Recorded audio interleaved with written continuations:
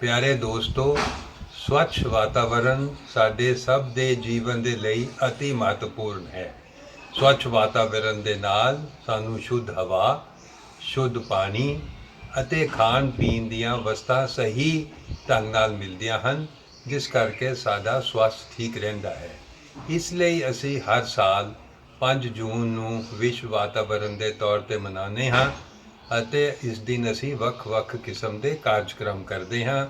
ਬੱਚਿਆਂ ਨੂੰ ਨਾਲ ਲੈ ਕੇ ਕੁਝ ਵਾਰ ਅਸੀਂ ਪੋਸਟਰ ਕੰਪੀਟੀਸ਼ਨ ਕਰਦੇ ਹਾਂ। ਸਕੂਲਾਂ ਦੇ ਵਿੱਚ ਅਸੀਂ ਸਟੂਡੈਂਟਸ ਦੇ ਵਿੱਚ ਵਿਚਾਰ ਚਰਚਾ ਕਰਵਾਉਂਦੇ ਹਾਂ ਜਾਂ ਇਸ ਕਿਸਮ ਦੇ ਜਨਤਕ ਜਾਗਰੂਕਤਾ ਦੇ ਹੋਰ ਕਈ ਕਦਮ ਉਠਾਉਂਦੇ ਹਾਂ। ਰੋਜ਼ ਗਾਰਡਨ ਦੇ ਵਿੱਚ ਅਸੀਂ ਹਰ ਵਾਰ ਜਾ ਕੇ ਜਨਤਾ ਦੇ ਵਿੱਚ ਜਾਗਰੂਕਤਾ ਕਰਨ ਲਈ ਜਨਤਕ ਸਮਾਗਮ ਕਰਦੇ ਹਾਂ ਅਤੇ ਜਨ ਸੰਵਾਦ ਕਰਦੇ ਹਾਂ। ਇਸ ਵਾਰ ਅਸੀਂ ਇੱਕ ਬੜੀ ਗੰਭੀਰ ਪਰਿਸਥਿਤੀ ਦੇ ਵਿੱਚ ਜਾ ਰਹੇ ਹਾਂ, ਜੋ ਕਿ ਕੋਵਿਡ-19 ਦੇ ਫੈਲਣ ਦੇ ਕਾਰਨ ਹੋਈ ਹੈ ਅਤੇ ਵਾਤਾਵਰਨ ਦਾ ਵਿਸ਼ਾ ਸਾਡੇ ਲਈ ਹੋਰ ਵੀ ਮਹੱਤਵਪੂਰਨ ਹੋ ਗਿਆ ਹੈ। ਕੋਵਿਡ-19 ਇੱਕ ਵਾਇਰਸ ਜਿਸ ਦਾ ਨਾਮ ਕਿ ਕਰੋਨਾ ਹੈ, ਉਸ ਦੇ ਕਾਰਨ ਫੈਲ ਗਈ ਹੈ ਅਤੇ ਇਹ ਦੁਨੀਆ ਵਿੱਚ ਮਹਾਮਾਰੀ ਦਾ ਰੂਪ ਬਣ ਗਈ ਹੈ।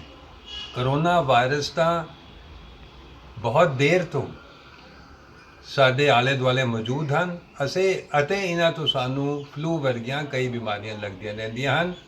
ਪਰ ਇਹ ਜੋ ਕਰੋਨਾ ਹੈ, ਇਹ ਥੋੜ੍ਹਾ ਜਿਹਾ ਉਸਦਾ ਵਿਗੜਿਆ ਹੋਇਆ ਰੂਪ ਹੈ। ਇਸ ਕਰਕੇ ਇਹ ਜ਼ਿਆਦਾ ਹਾਨੀਕਾਰਕ ਹੈ ਅਤੇ ਇਹ ਵਿਸ਼ਵ ਭਰ ਵਿੱਚ ਫੈਲ ਗਿਆ ਹੈ। ਇਸ ਲਈ ਸਾਨੂੰ ਚਿੰਤਾ ਹੈ ਅਤੇ ਵਿਸ਼ਵ ਭਰ ਦੇ ਵਿਗਿਆਨੀ ਇਸ ਨੂੰ ਨਜਿੱਠਣ ਦੇ ਵਿੱਚ ਲੱਗੇ ਹੋਏ ਹਨ।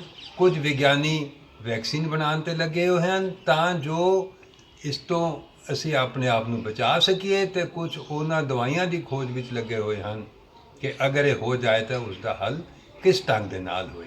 ਸੋ ਇਸ ਵੇਲੇ ਇਹ ਜੋ ਕਰੋਨਾ ਵਾਇਰਸ ਫੈਲਿਆ ਹੈ, ਇਸ ਦੇ ਕਈ ਕਾਰਨ ਹਨ, ਲੇਕਿਨ ਇੱਕ ਸਾਨੂੰ ਗੱਲ ਸਮਝ ਲੈਣੀ ਚਾਹੀਦੀ ਹੈ ਕਿ ਜਿਹੜਾ ਜਲਵਾਯੂ ਦੇ ਵਿੱਚ ਪਿਛਲੇ ਸਮੇਂ ਦੇ ਵਿੱਚ ਮਨੁੱਖੀ ਕੰਮਾਂ ਕਰਕੇ ਬਹੁਤ ਜ਼ਿਆਦਾ ਪਰਿਵਰਤਨ ਹੋਏ ਹਨ, ਉਹਨਾਂ ਦੇ ਕਰਕੇ ਵਿਸ਼ਵ ਭਰ ਦੇ ਵਿੱਚ ਅਤੇ ਜੀਵ ਪ੍ਰਣਾਲੀ ਦੇ ਵਿੱਚ ਬੜੇ ਪਰਿਵਰਤਨ ਆਏ ਹਨ।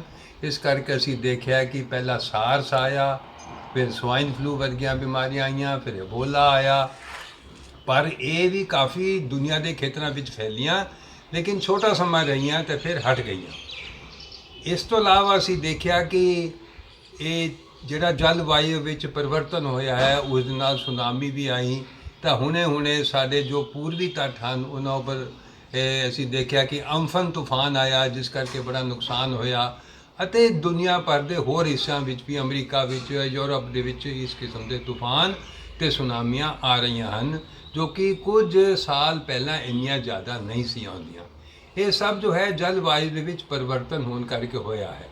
ਇੱਕ ਗੱਲ ਸਾਨੂੰ ਸਮਝ ਲੈਣੀ ਚਾਹੀਦੀ ਹੈ ਕਿ ਜੀਵ ਪ੍ਰਣਾਲੀ ਗਤੀਸ਼ੀਲ ਹੈ, ਇਸ ਇੱਕ ਥਾਂ 'ਤੇ ਰੁਕ ਨਹੀਂ ਜਾਂਦੀ।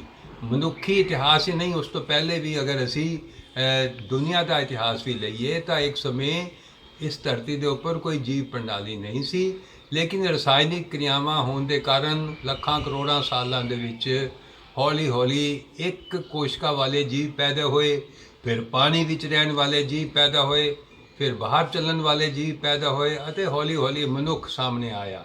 ਮਨੁੱਖ ਅਤੇ ਹੋਰਾਂ ਜਾਨਵਰਾਂ ਦੇ ਵਿੱਚ ਫਰਕ ਇਹ ਹੈ ਕਿ ਮਨੁੱਖ ਕੋਲ ਦਿਮਾਗ ਹੈ, ਜੋ ਕਿ ਬਹੁਤ ਕਿਸਮ ਦੀਆਂ ਸੰਰਚਨਾਵਾਂ ਕਰਦਾ ਹੈ।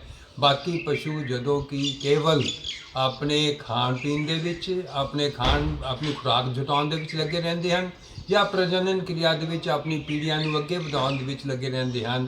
ਇਸ ਤੋਂ ਇਲਾਵਾ ਕੋਈ ਕੰਮ ਨਹੀਂ ਕਰਦੇ। ਹਾਂ, ਕੁਝ ਐਸੇ ਪੰਛੀ ਜਾਂ ਜੀਵ ਹਨ ਜੋ ਆਪਣੇ ਘੋਂਸਲੇ ਜਾਂ ਗੁਫਾਵਾਂ ਜਾਂ ਬਿੱਲਾਂ ਬਣਾਉਣ ਦੇ ਵਿੱਚ ਵੀ ਲੱਗੇ ਰਹਿੰਦੇ ਹਨ। ਇਸ ਤੋਂ ਇਲਾਵਾ ਕੋਈ ਕੰਮ ਨਹੀਂ ਕਰਦੇ।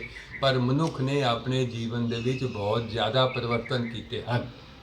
ਲੇਕਿਨ ਦੁੱਖ ਦੀ ਗੱਲ ਇਹ ਹੈ, ਇਹਨਾਂ ਪਰਿਵਰਤਨਾਂ ਨੂੰ ਕਰਦੇ ਮਨੁੱਖ ਨੇ ਜੋ ਸਾਡਾ ਵਾਤਾਵਰਨ ਹੈ ਉਸ ਦੇ ਵਿੱਚ ਵੀ ਨਿਗਾਰ ਲਿਆਂਦਾ ਹੈ। ਪੇੜਾਂ ਦੀ ਬੇਤਹਾਸ਼ਾ ਕਟਾਈ ਕੀਤੀ ਹੈ, ਨਦੀਆਂ ਦੇ ਰੁੱਖ ਮੋੜ ਦਿੱਤੇ ਹਨ ਅਤੇ ਹੋਰ ਕਈ ਕਾਰਜਾਂ ਕਰਕੇ ਉਦਯੋਗੀਕਰਨ ਜਿਹੜਾ ਹੋਇਆ ਉਸ ਦੇ ਵਿੱਚ ਹਵਾ ਵਿੱਚ ਪ੍ਰਦੂਸ਼ਣ ਹੋਇਆ ਹੈ। ਗੱਡੀਆਂ ਇੰਨੀਆਂ ਜ਼ਿਆਦਾ ਹੋ ਗਈਆਂ। ਇੱਕ ਜਿਹੜੀ ਦੌੜ ਲੱਗ ਪਈ ਹੈ ਮਨੁੱਖ ਜਾਤੀ ਦੇ ਵਿੱਚ ਪੈਸਾ ਕਮਾਉਣ ਦੀ, ਧਨ ਕਮਾਉਣ ਦੀ, ਇਸ ਦੇ ਕਾਰਨ ਬਹੁਤ ਨੁਕਸਾਨ ਅਸੀਂ ਪ੍ਰਕਿਰਤੀ ਨੂੰ ਕੀਤਾ ਹੈ। ਪ੍ਰਕਿਰਤੀ ਸਾਨੂੰ ਕਹਿੰਦੀ ਹੈ ਕਿ ਤੁਸੀਂ ਮੈਨੂੰ ਇਸਤੇਮਾਲ ਕਰੋ ਪਰ ਮੈਨੂੰ ਤਬਾਹ ਨਾ ਕਰੋ। ਜੇ ਅਸੀਂ ਤਬਾਹ ਕਰਾਂਗੇ ਫਿਰ ਪ੍ਰਕਿਰਤੀ ਸਾਥੋਂ ਬਦਲਾ ਲਏਗੀ। ਇਹੀ ਅੱਜ ਕੋਵਿਡ-19। ਪਰ ਹੁਣ ਕੋਵਿਡ-19 ਜਿੱਥੇ ਇੱਕ ਗੰਭੀਰ ਬਿਮਾਰੀ ਹੈ, ਉੱਥੇ ਸਾਨੂੰ ਇਸ ਤੋਂ ਬਚਣ ਦੇ ਲਈ ਸਾਧਨ ਵੀ ਪਤਾ ਹੋਣੇ ਚਾਹੀਦੇ ਹਨ।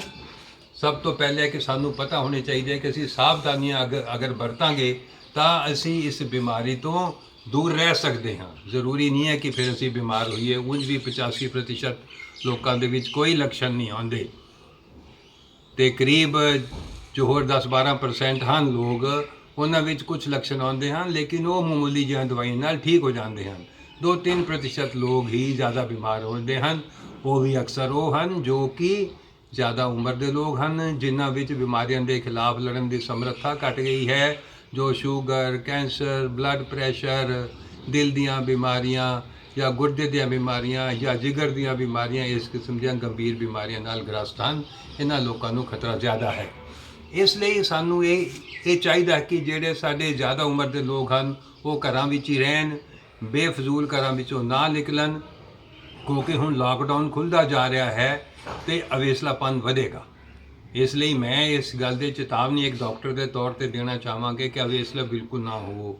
ਹੁਣ ਖਤਰਾ ਜ਼ਿਆਦਾ ਹੋ ਗਿਆ ਹੈ ਕਿਉਂਕਿ ਸਾਡੀ ਆਮ ਜਿਹੜੀ ਜ਼ਿੰਦਗੀ ਦੇ ਵਿੱਚ ਗਤੀਸ਼ੀਲਤਾ ਵੱਧ ਜਾਏਗੀ। ਪਹਿਲਾਂ ਅਸੀਂ ਸਾਰੇ ਘਰਾਂ ਵਿੱਚ ਸੀ ਜਾਂ ਕਰਫਿਊ ਵਿੱਚ ਸੀ ਤੇ ਹੁਣ ਅਸੀਂ ਬਾਹਰ ਸੜਕਾਂ ਵਿੱਚ ਆ ਗਏ ਹਾਂ, ਦੁਕਾਨਾਂ ਖੁੱਲ੍ਹ ਗਈਆਂ, ਬੱਸਾਂ ਚੱਲ ਗਈਆਂ, ਕਾਰਾਂ ਚੱਲ ਗਈਆਂ, ਗੱਡੀਆਂ ਵੀ ਕੁਝ ਗਿਣਤੀ ਵਿੱਚ ਚੱਲ ਰਹੀਆਂ ਹਨ। ਇਸ ਕਿਸਮ ਦੀ ਸਥਿਤੀ ਦੇ ਵਿੱਚ ਸਾਨੂੰ ਖਤਰਾ ਵੱਧ ਜਾਏਗਾ। ਇਸ ਲਈ ਸਾਵਧਾਨੀ ਵਰਤੋ। ਛੋਟੀਆਂ ਸਾਵਧਾਨੀਆਂ ਹਨ। ਵਈ ਹਨ, ਇੱਕ ਤੇ ਮਾਸਕ ਲਾ ਕੇ ਰੱਖੋ, ਹਰ ਵਕਤ ਮਾਸਕ ਲਾਓ। ਮਾਸਕ ਨੂੰ ਤਣੀਆਂ ਤੋਂ ਹੀ ਪਕੜੋ ਤੇ ਤਣੀਆਂ ਤੋਂ ਹੀ ਉਸ ਨੂੰ ਬੰਨ੍ਹੋ। ਅੱਗੇ ਤੋਂ ਮਾਸਕ ਨੂੰ ਕਈ ਲੋਕ ਇਸ ਤਰ੍ਹਾਂ ਪਕੜ ਲੈਂਦੇ ਹਨ, ਉਹ ਠੀਕ ਨਹੀਂ, ਕਿਉਂਕਿ ਮਾਸਕ ਦੇ ਅਗਲੇ ਹਿੱਸੇ ਉੱਪਰ ਹੀ ਸਾਰੀਆਂ ਬੂੰਦਾਂ ਜਿਨ੍ਹਾਂ ਵਿੱਚ ਕੀ ਵਾਇਰਸ ਹੋ ਸਕਦਾ ਹੈ, ਜੋ ਕਿ ਸਾਡੇ ਸਾਹਮਣੇ ਜੋ ਵਿਅਕਤੀ ਹੈ ਉਸਦੇ ਮੂੰਹ ਵਿੱਚੋਂ ਨਿਕਲੀਆਂ ਹੋਣ, ਅਗਰ ਉਸ ਨੂੰ ਬਿਮਾਰੀ ਹੈ ਉਹ ਸਾਡੇ ਹੱਥ ਨੂੰ ਲੱਗ ਜਾਣਗੀਆਂ। ਫਿਰ ਅਸੀਂ ਉਹਨਾਂ ਹੱਥਾਂ ਨੂੰ ਮੂੰਹ ਤੇ ਲਾਵਾਂਗੇ, ਨੱਕ ਤੇ ਲਾਵਾਂਗੇ, ਨੱਕ ਦੇ ਵਿੱਚ ਉਂਗਲਾਂ ਪਾਵਾਂਗੇ ਜਾਂ ਅੱਖਾਂ ਤੇ ਸਾਡੀਆਂ ਉਂਗਲਾਂ ਲੱਗਣਗੀਆਂ, ਫਿਰ ਸਾਨੂੰ ਖਤਰਾ ਹੋ ਸਕਦਾ ਹੈ। ਦੂਸਰੀ ਸਾਵਧਾਨੀ ਹੈ ਕਿ ਹੱਥ ਨੂੰ ਚੰਗੀ ਤਰ੍ਹਾਂ ਵਾਰ-ਵਾਰ ਧੋਵੋ, 20 ਸਕਿੰਟ ਸਾਬਣ ਲਾ ਕੇ ਰੱਖੋ, ਕਿਉਂਕਿ ਸਾਬਣ ਦੇ ਨਾਲ ਇਹ ਵਿਸ਼ਾਣੂ ਸਮਾਪਤ ਹੋ ਜਾਂਦੇ ਹਨ। ਤੀਸਰੀ ਸਾਵਧਾਨੀ ਹੈ ਕਿ ਦੂਰੀ ਰੱਖੋ, ਕਮ ਸੇ ਕਮ 6 ਫੁੱਟ ਦੀ ਦੂਰੀ ਹਰ ਵਿਅਕਤੀ ਇੱਕ ਦੂਸਰੇ ਵਿਅਕਤੀ ਨਾਲ ਰੱਖੇ। ਉਸ ਦੇ ਨਾਲ ਅਗਰ ਸਾਹਮਣੇ ਵਾਲੇ ਵਿਅਕਤੀ ਦੇ ਮੂੰਹ ਵਿੱਚੋਂ ਜੋ ਬੂੰਦਾਂ ਨਿਕਲਦੀਆਂ ਹਨ, ਖੰਘਣ ਲੱਗੇ ਜਾਂ ਬੋਲਣ ਲੱਗੇ ਜਾਂ ਫਿਰ ਉਹਨੂੰ ਛਿੱਕ ਆਏ, ਤਾਂ ਫਿਰ ਉਹ ਸਾਡੇ ਤੋਂ ਦੂਰੀ ਹੋਣ ਦੇ ਕਾਰਨ ਸਾਡੇ ਤੱਕ ਨਹੀਂ ਪਹੁੰਚਦੀਆਂ। ਵੈਸੇ ਤਾਂ ਜੋ ਵਿਅਕਤੀ ਬਿਮਾਰ ਹੈ ਉਸ ਨੂੰ ਤਾਂ ਹਮੇਸ਼ਾ ਹੀ ਮਾਸਕ ਲੈ ਕੇ ਰੱਖਣਾ ਚਾਹੀਦਾ ਹੈ, ਜਾਂ ਕੋਈ ਜਿਸ ਨੂੰ ਸ਼ੱਕ ਹੈ ਕਿ ਉਸ ਨੂੰ ਕੋਈ ਬਿਮਾਰੀ ਨਾ ਹੋਏ, ਹਮੇਸ਼ਾ ਮਾਸਕ ਲੈ ਕੇ ਰੱਖਣਾ ਚਾਹੀਦਾ ਹੈ। ਹੁਣ ਸਵਾਲ ਇਹ ਹੈ ਕਿ ਇਹਨਾਂ ਗੱਲਾਂ ਬਾਰੇ ਸਾਨੂੰ ਸੁਚੇਤ ਹੋਣਾ ਬਹੁਤ ਜ਼ਰੂਰੀ ਹੈ। ਸਾਡੇ ਦੇਸ਼ ਵਿੱਚ ਪਹਿਲਾ ਕੇਸ ਕਰੋਨਾ ਦਾ 30 ਜਨਵਰੀ ਨੂੰ ਆਇਆ ਸੀ। ਹੁਣ ਸਾਨੂੰ ਪਤਾ ਸੀ ਕਿ ਦਸੰਬਰ ਦੇ ਵਿੱਚ ਦੁਨੀਆ ਵਿੱਚ ਕੇਸ ਫੈਲਣੇ ਸ਼ੁਰੂ ਹੋ ਗਏ ਅਤੇ ਵਿਸ਼ਵ ਸਵਾਸਥ ਸੰਗਠਨ ਨੇ 30 ਜਨਵਰੀ ਨੂੰ ਇਸ ਨੂੰ ਇੱਕ ਜਨਤਕ ਸਵਾਸਥ ਐਮਰਜੈਂਸੀ ਵਿਸ਼ਵ ਪੱਧਰ ਦੀ ਇਸ ਨੂੰ ਐਲਾਨ ਦਿੱਤਾ ਸੀ। ਪਰ ਸਾਡੀ ਸਰਕਾਰ ਨੇ ਉਸ ਵੇਲੇ ਅਵੇਸਲਾਪਨ ਦਿਖਾਇਆ, ਫਰਵਰੀ ਦੇ ਵਿੱਚ ਕੋਈ ਕਦਮ ਨਾ ਪੁੱਟੇ ਅਤੇ 13 ਮਾਰਚ ਨੂੰ ਵੀ ਜੋ ਸਾਡੇ ਸਵਾਸਥ ਮੰਤਰਾਲੇ ਦੀ ਜੋ ਸਾਡੇ ਨਿਰਦੇਸ਼ ਆਏ ਉਹਨਾਂ ਵਿੱਚ ਵੀ ਇਹ ਗੱਲ ਕਹੀ ਗਈ ਕਿ ਕੋਈ ਖਤਰੇ ਵਾਲੀ ਗੱਲ ਨਹੀਂ। ਪਰ ਹੁਣ ਸਾਰਾ ਰੂਪ ਸਾਡੇ ਸਾਹਮਣੇ ਹੈ ਕਿ ਕਿਸ ਤਰ੍ਹਾਂ ਸਾਡੇ ਦੇਸ਼ ਵਿੱਚ ਵੀ ਇਹ ਬਿਮਾਰੀ ਫੈਲਦੀ ਜਾ ਰਹੀ ਹੈ। ਲੋਕਾਂ ਨੂੰ ਸੁਚੇਤ ਰੱਖਣ ਲਈ ਸਾਨੂੰ ਵਿਗਿਆਨਕ ਪੱਧਤੀਆਂ ਨੂੰ ਸੁਣਨਾ ਚਾਹੀਦਾ ਹੈ, ਨਾ ਕਿ ਆਪਣੀਆਂ ਮਨ ਘੜੰਤ ਗੱਲਾਂ ਨੂੰ, ਕਿਉਂਕਿ ਕਈ ਜੋ ਗੱਲਾਂ ਇਸ ਵੇਲੇ ਕਹੀਆਂ ਗਈਆਂ ਕਿ ਜਿਵੇਂ ਸ਼ੰਖ ਵਜਾਓ ਉਸ ਦੇ ਨਾਲ ਕਰੋਨਾ ਭੱਜ ਜਾਏਗਾ, ਤਾੜੀਆਂ ਮਾਰੋ ਉਸ ਦੇ ਨਾਲ ਕਰੋਨਾ ਭੱਜ ਜਾਏਗਾ, ਲਾਈਟਾਂ ਜਗਾਓ ਉਸ ਦੇ ਨਾਲ ਕਰੋਨਾ ਭੱਜ ਜਾਏਗਾ, ਗਊ ਮੂਤਰ ਪੀਓ ਜਾਂ ਫਿਰ ਜੋ ਗਊ ਦਾ ਗੋਬਰ ਹੈ ਉਸ ਨੂੰ ਆਪਣੇ ਸਰੀਰ 'ਤੇ ਲੇਪ ਕਰੋ ਉਸ ਦੇ ਨਾਲ ਕਰੋਨਾ ਭੱਜ ਜਾਏਗਾ। ਇਹ ਗੈਰ ਵਿਗਿਆਨਕ ਗੱਲਾਂ ਹਨ, ਇਹਨਾਂ ਦੇ ਉੱਪਰ ਨਾ ਜਾਓ। ਇਸ ਗੱਲ ਦਾ ਮੈਨੂੰ ਦੁੱਖ ਹੈ ਕਿ ਸਾਡੇ ਪ੍ਰਧਾਨ ਮੰਤਰੀ ਨੇ ਆਪਣੇ 24 ਮਾਰਚ ਦੇ ਭਾਸ਼ਣ ਵਿੱਚ ਕਿਹਾ ਸੀ ਕਿ ਅਸੀਂ 18 ਦਿਨ ਵਿੱਚ ਮਹਾਂਭਾਰਤ ਜਿੱਤ ਲਿਆ ਸੀ, 21 ਦਿਨ ਵਿੱਚ ਕਰੋਨਾ ਨੂੰ ਜਿੱਤ ਲਵਾਂਗੇ। ਇਹ ਗੱਲ ਉਹਨਾਂ ਨੂੰ ਨਹੀਂ ਕਹਿਣੀ ਚਾਹੀਦੀ ਸੀ, ਕਿਉਂਕਿ ਪ੍ਰਧਾਨ ਮੰਤਰੀ ਦੇ ਲੋਕ ਵਿਸ਼ਵਾਸ ਕਰਦੇ ਹਨ ਅਤੇ ਇਸ ਢੰਗ ਦੇ ਨਾਲ ਮਿੱਥਿਆ ਫੈਲਦੀ ਹੈ ਲੋਕਾਂ ਦੇ ਵਿੱਚ। ਇਹ ਮਿੱਥਿਆਵਾਚਕ ਗੱਲਾਂ ਉੱਚ ਅਹੁਦਿਆਂ 'ਤੇ ਬੈਠੇ ਲੋਕਾਂ ਨੂੰ ਨਹੀਂ ਕਰਨੀਆਂ ਚਾਹੀਦੀਆਂ। ਇਹ ਸਿਹਤ ਦੇ ਨਾਲ ਜੁੜੀ ਹੋਈ ਆਪਾਤਕਾਲੀਨ ਸਥਿਤੀ ਹੈ, ਕੋਈ ਰਾਜਨੀਤਿਕ ਵਿਸ਼ਾ ਨਹੀਂ ਹੈ।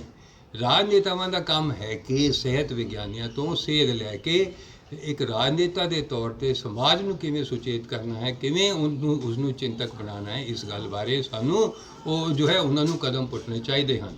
ਨਾਲ ਹੀ ਅਸੀਂ ਇਹ ਦੇਖ ਰਹੇ ਹਾਂ ਕਿ ਜਦੋਂ ਕਦੇ ਵੀ ਇਸ ਕਿਸਮ ਦੀ ਆਪਦਾ ਆਉਂਦੀ ਹੈ, ਉਸ ਦਾ ਅਸਰ ਸਾਡੇ ਦੇਸ਼ ਦੇ ਨਹੀਂ ਦੁਨੀਆ ਭਰ ਦੇ ਵਿੱਚ ਗਰੀਬ ਲੋਕਾਂ ਤੇ ਪੈਂਦਾ ਹੈ। ਸਾਡੇ ਇੱਥੇ ਵੀ ਅਸੀਂ ਦੇਖਿਆ ਕਿ ਕਿਵੇਂ ਗਰੀਬ ਲੋਕ, ਗਰੀਬ ਮਜ਼ਦੂਰ ਰੇਲਾਂ ਵਿੱਚ ਧੱਕੇ ਖਾ ਰਹੇ ਹਨ। ਕਈ ਤਾਂ ਵਿੱਚ ਮਰ ਗਏ, ਰੇਲਾਂ ਦੇ ਬੱਚੇ ਮਰ ਗਏ, ਜਾਂ ਛੋਟੇ ਛੋਟੇ ਬੱਚਿਆਂ ਦੀਆਂ ਮਾਵਾਂ ਮਰ ਗਈਆਂ। ਲੋਕ ਪੈਦਲ ਗਰਮੀ ਦੇ ਵਿੱਚ ਤੁਰੇ ਜਾ ਰਹੇ ਹਨ। ਅਗਰ ਇਸ ਗੱਲ ਨੂੰ ਸਹੀ ਢੰਗ ਦੇ ਨਾਲ ਲਿਆ ਜਾਂਦਾ ਤਾਂ ਇਹ ਜੋ ਜਲਵਾਯੂ ਦੇ ਵਿੱਚ ਪਰਿਵਰਤਨ ਹੋਣ ਕਰਕੇ ਜੋ ਸਿੱਧੇ ਤੇ ਅਸਿੱਧੇ ਪ੍ਰਭਾਵ ਪੈਂਦੇ ਹਨ ਸਮਾਜ 'ਤੇ, ਖਾਸ ਤੌਰ 'ਤੇ ਜੋ ਕਮਜ਼ੋਰ ਵਰਗ ਹਨ ਆਰਥਿਕ ਤੌਰ 'ਤੇ ਅਤੇ ਸਮਾਜੀ ਤੌਰ 'ਤੇ ਅਤੇ ਗਿਆਨ ਦੇ ਤੌਰ 'ਤੇ, ਪੜ੍ਹਾਈ ਲਿਖਾਈ ਦੇ ਤੌਰ 'ਤੇ ਜੋ ਕਮਜ਼ੋਰ ਵਰਗ ਹਨ ਉਹਨਾਂ 'ਤੇ ਜ਼ਿਆਦਾ ਪੈਂਦੇ ਹਨ। ਇਸ ਲਈ ਸਾਡੇ ਸਭ ਦਾ ਇਹ ਫਰਜ਼ ਬਣਦਾ ਹੈ ਅਤੇ ਸਰਕਾਰਾਂ ਦਾ ਵਿਸ਼ੇਸ਼ ਤੌਰ ਤੇ ਇਹ ਫਰਜ਼ ਬਣਦਾ ਹੈ ਕਿ ਇਸ ਵਰਗ ਦਾ ਧਿਆਨ ਜ਼ਿਆਦਾ ਰੱਖਿਆ ਜਾਏ। ਜਿਹੜਾ ਲਾਕਡਾਊਨ ਹੈ ਇਹ ਪ੍ਰਭਾਵਸ਼ਾਲੀ ਹੋਇਆ ਕਰੀਬ 15% ਲੋਕਾਂ ਦੇ ਵਿੱਚ ਜਿਨ੍ਹਾਂ ਕੋਲ ਸਾਰੇ ਸਾਧਨ ਹਨ, ਲੇਕਿਨ 85% ਲੋਕ ਸਾਡੇ ਮੁਲਕ ਦੇ ਉਹ ਇਸ ਦਾ ਲਾਭ ਨਹੀਂ ਉਠਾ ਸਕੇ ਕਿ ਕੋਈ ਉਹਨਾਂ ਕੋਲ ਨਾ ਤਾਂ ਰਹਿਣ ਦੀ ਥਾਂ ਹੈ, ਨਾ ਉਹ ਸਰੀਰਕ ਦੂਰੀ ਜੋ ਰੱਖ ਸਕਦੇ ਹਨ। ਬਹੁਤ ਵੱਡੀ ਆਬਾਦੀ ਕੋਲ ਤੇ ਸਾਬਣ ਲੈਣ ਲਈ ਪੈਸੇ ਹੀ ਨਹੀਂ ਹਨ। ਜਦੋਂ ਰਾਸ਼ਨ ਨਹੀਂ ਹੈ, ਪੇਟ 'ਚ ਰੋਟੀ ਨਹੀਂ ਹੈ, ਉਹ ਸਾਬਣ ਤੇਲ ਵੱਲ ਕਿੱਧਰ ਜਾਣਗੇ। ਸੋ ਇਸ ਲਈ ਮੈਂ ਫੇਰ ਅਪੀਲ ਕਰਦਾ ਕਿ ਜਦੋਂ ਕੋਈ ਜਲਵਾਯੂ ਦੇ ਵਿੱਚ ਪਰਿਵਰਤਨ ਹੁੰਦੇ ਹਨ ਉਹਦਾ ਪ੍ਰਭਾਵ ਸਾਰੇ ਸਮਾਜ ਦੇ ਉੱਪਰ ਸਿੱਧੇ ਜਾਂ ਅਸਿੱਧੇ ਤੌਰ 'ਤੇ ਪੈਂਦਾ ਹੈ। ਇਸ ਪ੍ਰਭਾਵ ਨੂੰ ਘਟਾਉਣ ਦੇ ਲਈ ਸਮਾਜੀ ਤੌਰ 'ਤੇ ਸਾਨੂੰ ਅਸਰਦਾਰ ਕਦਮ ਪੁੱਟਣ ਦੀ ਲੋੜ ਹੈ ਅਤੇ ਸਰਕਾਰਾਂ ਦੀ ਵਿਸ਼ੇਸ਼ ਕਰਕੇ ਇਸ ਮੌਕੇ 'ਤੇ ਜ਼ਿੰਮੇਵਾਰੀ ਬਣਦੀ ਹੈ, ਸਾਡੀ ਵੀ ਜ਼ਿੰਮੇਵਾਰੀ ਬਣਦੀ ਹੈ ਕਿ ਅਸੀਂ ਸਮਾਜ ਨੂੰ ਸਹੀ ਸੇਧ ਦਈਏ, ਵਿਗਿਆਨਕ ਗੱਲਾਂ ਕਰੀਏ।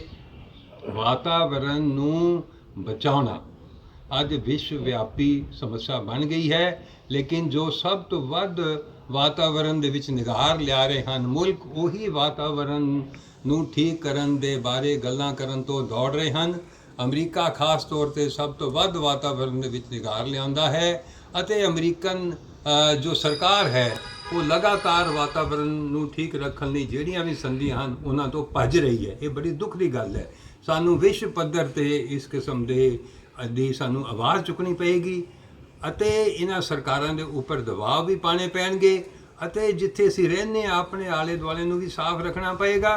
ਪਰ ਵਿਸ਼ਵ ਭਰ ਦੇ ਵਿੱਚ ਜੋ ਕੁਝ ਵਾਪਰ ਰਿਹਾ ਹੈ ਜਲਵਾਯੂ ਪਰਿਵਰਤਨ ਬਾਰੇ, ਉਸ ਦੇ ਬਾਰੇ ਵੀ ਸੁਚੇਤ ਹੋਣਾ ਪਏਗਾ, ਕਿਉਂਕਿ ਕਰੋਨਾ ਬਿਮਾਰੀ ਕੇਵਲ ਸਾਡੇ ਲੋਕਲ ਮਸਲਾ ਨਹੀਂ, ਇੱਕ ਵਿਸ਼ਵ ਪੱਧਰੀ ਇਹ ਜੋ ਮਹਾਮਾਰੀ ਹੈ, ਐਸੀਆਂ ਮਹਾਮਾਰੀਆਂ ਫੇਰ ਵੀ ਆ ਸਕਦੀਆਂ ਹਨ।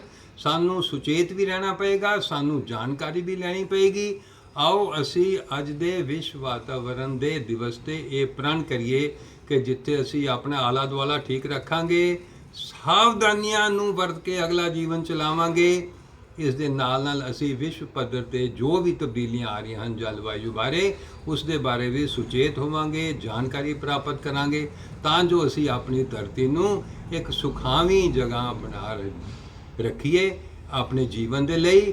ਤੇ ਜੋ ਸਾਨੂੰ ਕੁਦਰਤ ਨੇ ਇਹ ਜੀਵਨ ਦਿੱਤਾ ਹੈ ਉਸ ਨੂੰ ਅਸੀਂ ਇਸਤੇਮਾਲ ਕਰੀਏ ਸਹੀ ਢੰਗ ਦੇ ਨਾਲ, ਅਸੀਂ ਕੁਦਰਤ ਦਾ ਪ੍ਰਯੋਗ ਕਰੀਏ ਪਰ ਉਸ ਨੂੰ ਤਬਾਹ ਨਾ ਕਰੀਏ। ਜੈ ਹਿੰਦ।